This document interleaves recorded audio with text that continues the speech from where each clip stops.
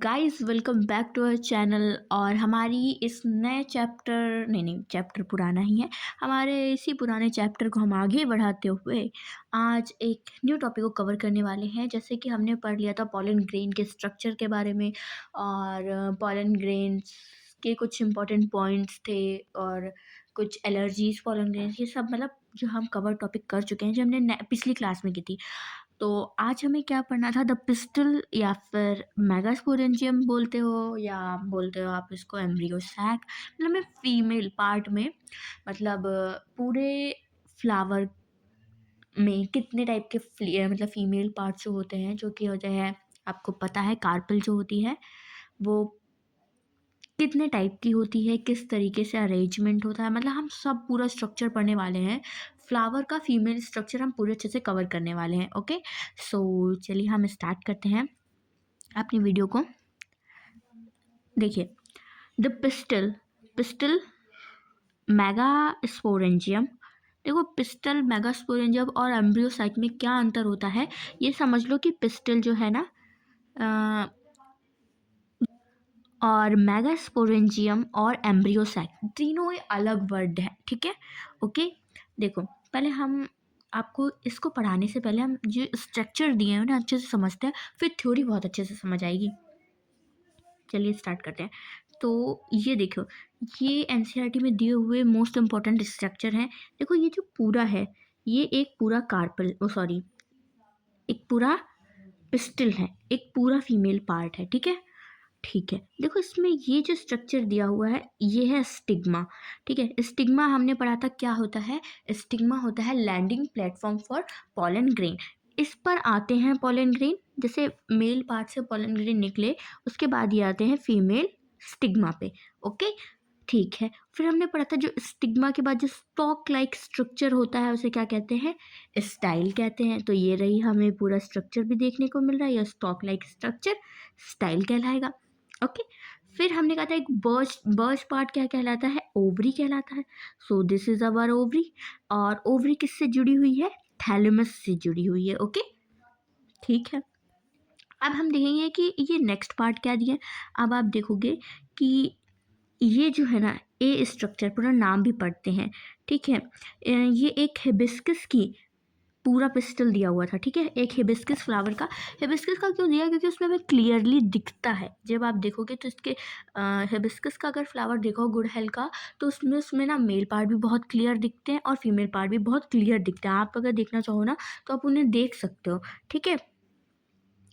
अब हम देखेंगे, देखो ये क्या है, ये भी एक पिस्टल है, ये भी एक पिस्टल है, और ये क्या है, this is a ovule. Okay, ठीक है। ये कैसी पिस्टल है इसके बारे में अब हम इस आगे पढ़ेंगे, ठीक है। अब हम थोड़ी सी थ्योरी पढ़ते हैं, ये तो मैंने एक आपको शॉर्ट रिवीजन दे दिया। अब जरा सा हम थ्योरी पढ़ते हैं। Okay, the gynoecium represent the female reproductive part of the flower. ठीक है, गाइनोशियम क्या होता है, पिस्टल के ग्रुप को गाइनोशियम कहते हैं। ओके, ठीक है। मतलब कि जो गाइनोशियम होता है वो क्या रिप्रेजेंट करता है, एक फ्लावर में फीमेल रिप्रोडक्टिव पार्ट को रिप्रेजेंट करता है। द गाइनोशियम में कंसिस्ट ऑफ सिंगल पिस्टल। अगर एक पिस्टल है तो वो क्या कहलाएगा, मोनोकार्पलरी। ओके, वो फ्लावर क्या कहलाएगा, मोनोकार्पलरी। और may have more than one pistol, अगर उसमें एक से ज़्यादा पिस्टल है तो वो क्या कहलाएगा, मल्टी कार्पलरी कहलाएगा। ठीक है, मोनोकार्पलरी और मल्टी कार्पलरी। ओके, ठीक है। One there are more than one, ठीक है।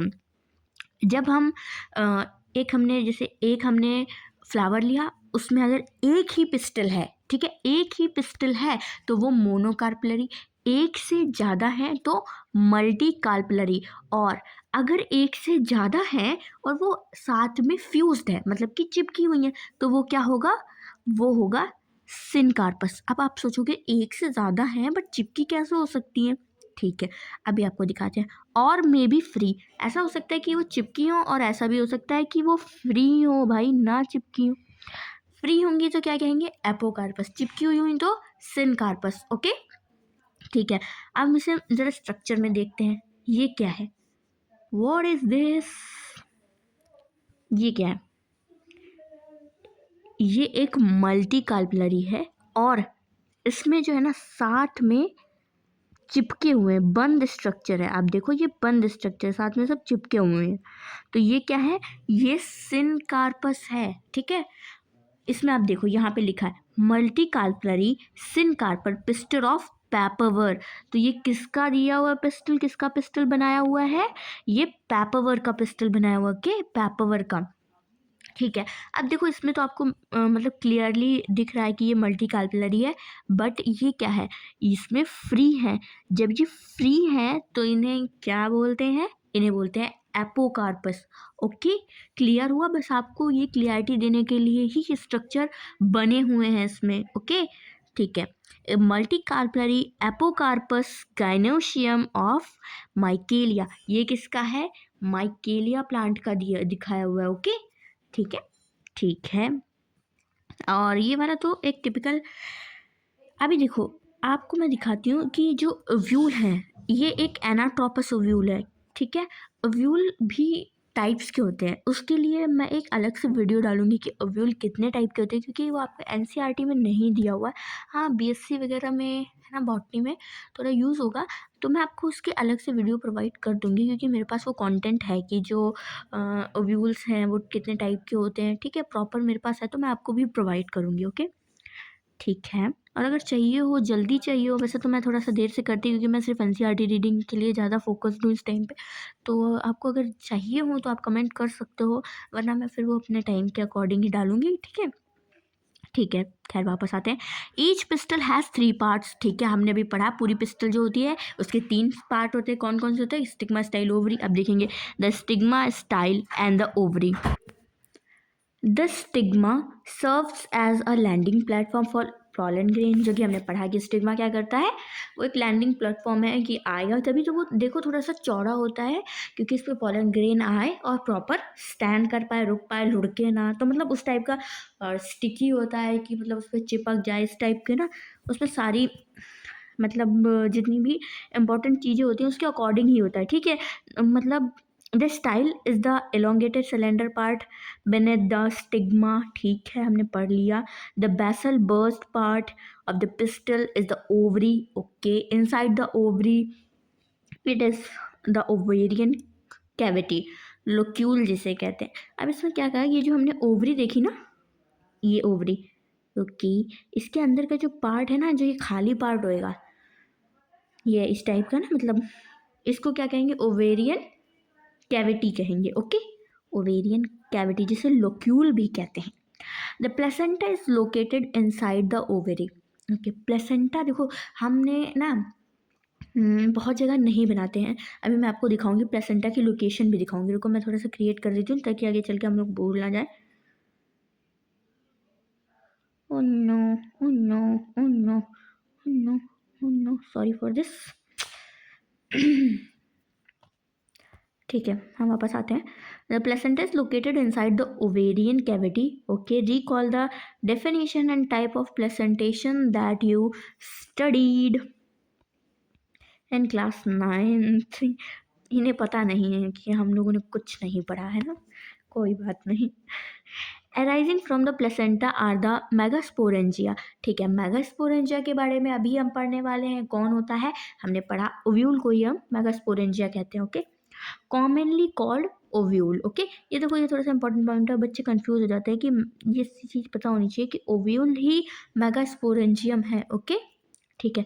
The number of ovule in an ovary may be 1 और 2 मैनी। देखो किसी भी पिस्टल, ठीक है, में या किसी भी फ्लावर में ऐसा हम बोलें, ओव्यूल के जो नंबर होते हैं वो 1 भी हो सकते हैं और ज़्यादा भी हो सकते हैं।